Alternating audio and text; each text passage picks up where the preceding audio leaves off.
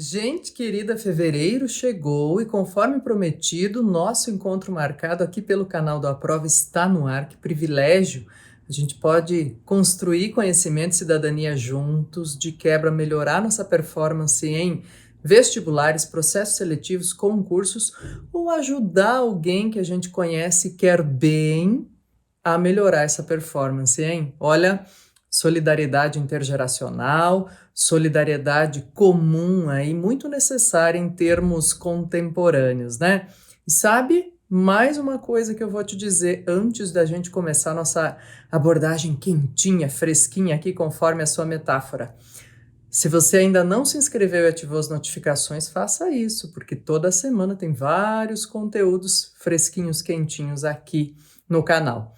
Agora, olha só, também quero aproveitar para te dizer assim, compartilha, a gente tem falado aqui ao longo do mês de janeiro, né, em compartilhar conteúdos que de fato destinem maior tempo de tela nosso à construção de conhecimento, né, que a gente não faça isso só como um entretenimento, mas que a gente busque mesmo trazer mais para a nossa vida essa ideia que a própria Unesco tem trazido à tona, gente, que é assim, ó, não falar mais apenas em inclusão digital, mas falar numa conectividade significativa. Olha que diferença, né? Obviamente, existe necessidade ainda de inclusão digital. Mas para quem já está incluído digitalmente, vamos falar em conectividade significativa? Meu desafio aí para o mês de fevereiro, a gente exercitar mais isso, né? E por falar em mês de fevereiro, pessoal, é tradicionalmente, simbolicamente, o mês em que se consolidam aí os retornos aos anos letivos, ou ao ano letivo das diferentes instituições de ensino no Brasil, né?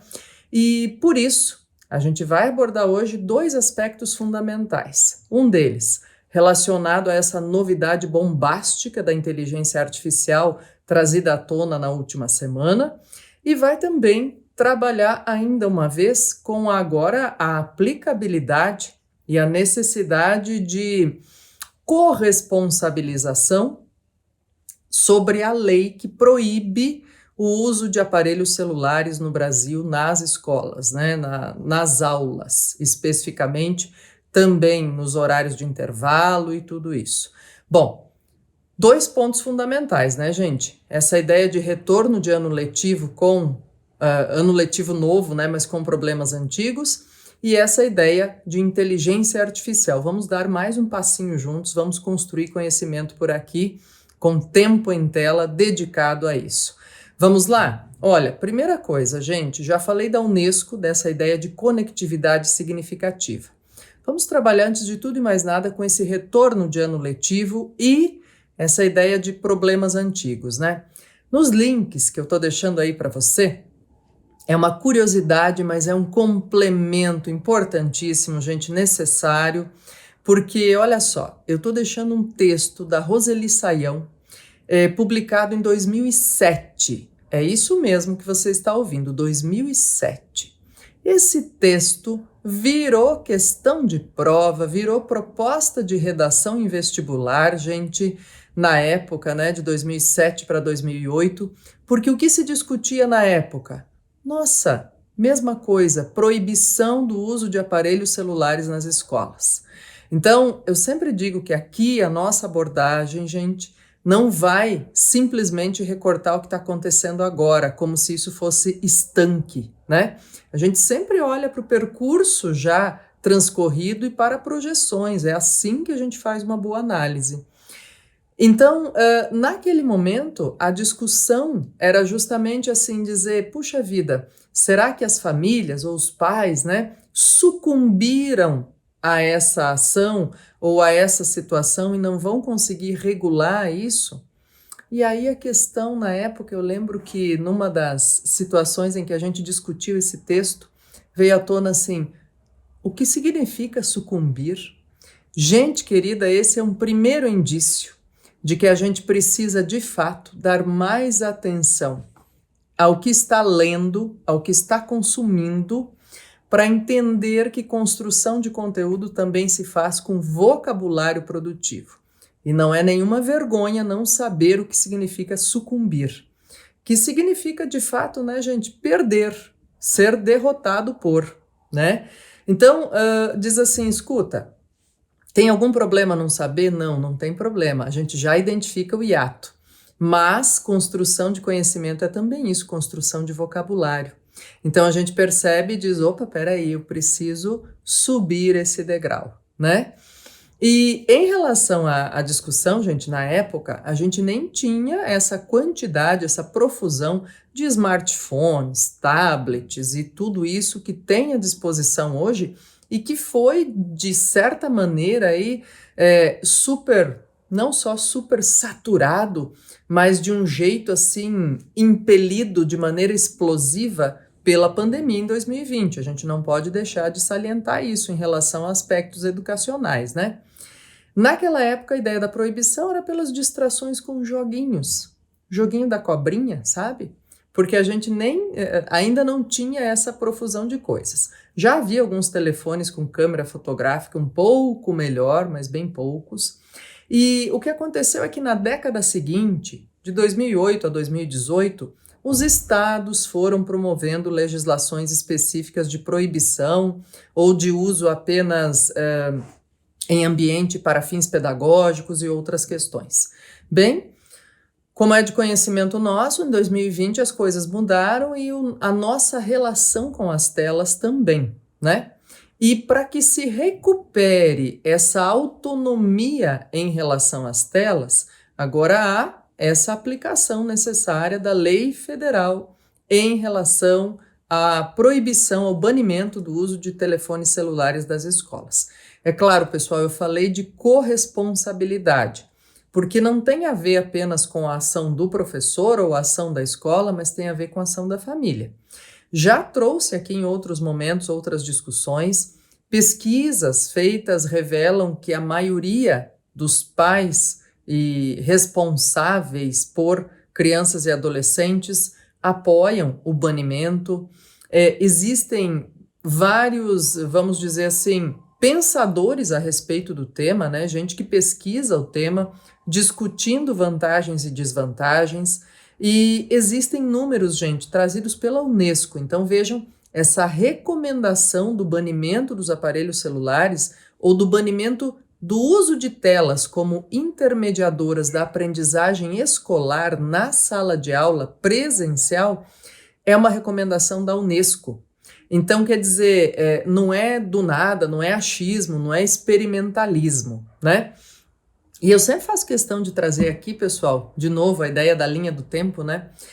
Um pensador que me é muito caro, que nos deixou já há 9 anos, quase 10, o Umberto Eco, e a antevisão, a lucidez, a previsibilidade que ele tinha sobre o uso de redes sociais, telas e tudo isso é admirável até hoje.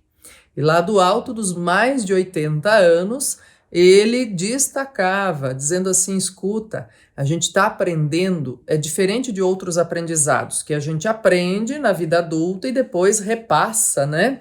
Ou constrói novamente isso com crianças e adolescentes. Ele diz, não, a convivência ou a relação com redes sociais e telas, a gente está aprendendo todos juntos, ao mesmo tempo, todas as gerações. Então isso é um desafio ainda maior, né? Porque tem adultos jovens, idosos, crianças e adolescentes aprendendo ou lidando com isso. Então as gerações precisam de muita solidariedade intergeracional nisso também, né? E eu aproveito, gente, discutindo essas questões, para trazer aqui indicações. Eu já fiz indicação desse livro, vou fazer de novo, porque vale a pena nesse momento em que estamos trabalhando com essa intensificação dos cuidados com saúde mental, física e social de crianças e adolescentes, e nossa também, gente. Geração Ansiosa. É um livro extremamente útil, no sentido de fato, sabe, de a gente buscar aqui pelo índice, é para fazer o quê? Deixa eu ver, qual é a sugestão? É útil nesse sentido de fato, de aprendizado, de colocar em prática, dizendo assim, peraí, será que não é muito cedo para essa criança, esse pré-adolescente ter acesso a tudo isso que a rede social ou que o mundo virtual pode oferecer? Como é que eu posso, em última instância, negociar isso, se for o caso, né? Regulamentar dentro do meu pequeno universo aqui da casa, como é que isso funciona? Vale a pena observar. Outro livro, gente, bastante interessante em relação a isso, olha só, tá aqui ele em tela. Tá aqui, ó. Irresistível, do Adam Alter, Por que você é viciado em tecnologia e como lidar com ela. Esse livro, gente, começa já com uma situação extremamente interessante também. Não é de hoje que se fala que os filhos dos gurus do Vale do Silício têm uma regulamentação em casa muito forte em relação a acesso a redes sociais e ao uso de telas, né? E ele começa relatando uma palestra do Steve Jobs, lá de 2010, quando ele conta, nossa, porque o iPad, a gente pode digitar, a gente pode isso, fala todas as maravilhas do iPad. Aí depois ele diz, só que assim, ó, uma entrevista logo depois dele, ele diz que os filhos adolescentes dele não tinham iPad. Por quê? Porque é preciso proteger, formar melhor o senso crítico, o senso de leitores, de enfrentamento com o mundo, de construção de conhecimento, antes de largar uma tela na mão de uma criança ou de um adolescente. Isso, gente, quem está dizendo essa frase não sou eu. São as pesquisas, são os órgãos internacionais e são os próprios produtores dessa tecnologia toda, desses mecanismos facilitadores de comunicação e intercomunicação, né? Então, gente, é bom colocar isso em questão, é bom discutir, é bom conversar quando vem uma legislação como essa. E mais ainda, é bom conversar sobre esta nova inteligência artificial que está no ar aí, né? Mais uma inteligência artificial generativa, como o ChatGPT, mas que apresenta, pelas discussões que apareceram na última semana, vantagens em relação ao ChatGPT, que responde 80% das questões a contento. Essa nova inteligência, DeepSeek, responde 90% das questões. É mais barata, tem uma série de contingências aí que dão ganho de causa, vamos dizer assim, para a DeepSeek. Claro, eu também estou deixando links aí para vocês de aspectos a discutir e de questões importantes, por exemplo, em relação a alguns países que proibiram o uso do DeepSeek, né? Vetaram. Diz por quê, Cleusa? Porque ele teria aí questões muito nebulosas quanto ao uso de dados de quem se cadastra. O que mais nós temos aí sobre essa inteligência? De curiosidades, né, pessoal, principalmente. Diz, olha, muito se fala, por exemplo, em relação à China, de trabalho escravo, né? E como essa inteligência artificial foi desenvolvida e trazida à tona agora pela China, alguns jornalistas, inclusive, né? E eu estou deixando o link aí para vocês, fizeram essa pergunta para o DeepSeek, dizendo assim, escuta, existe trabalho escravo? E aí ele respondeu, sim, existe a condição tal, inclusive aí no Brasil, né? Porque ele localiza, claro, de onde o usuário está fazendo essa pergunta. E aí, circundando, chegando à questão, mas e aí na China? Ele falou, sim, ainda é um desafio a enfrentar, como em vários países, a China ainda lida com isso, etc, etc. No entanto, sobre algumas outras questões, como o conhecido de 1989, gente, massacre da Praça da Paz Celestial, a inteligência artificial não faz isso. Ela não responde adequadamente, né? Ela diz, eu não tenho informações, vamos falar sobre outra coisa? E tenta desconversar. Então, vejam, claro, existem questões aí a se colocar. Também, além disso, pessoal, eu estou deixando 2 propostas de redação reflexivas que foram cobradas recentemente por processos seletivos e vestibulares. Uma delas, sobre o uso de inteligência artificial para produzir textos na graduação, né? O que é isso? Como é que funciona? E a outra, sobre proibição de telefones celulares nas escolas, com percentuais, com textos de apoio bem interessantes, vale a pena. Por quê? Porque diz assim, escuta, Cleusa, eu estou pensando em fazer processo seletivo ou concurso, será que isso é um tema? Certamente, né? A gente saber um pouco mais a respeito e, inclusive, trazer essa atualidade de que você já conhece o comparativo entre DeepSeek e o ChatGPT. Então, vale bem a pena. Se você está me perguntando aí, que às vezes depois vem a pergunta, mas você usa, Cleusa? Eu vou dizer a vocês, eu nem tenho ChatGPT baixado como aplicativo no meu telefone ou no meu computador. Não tenho, né?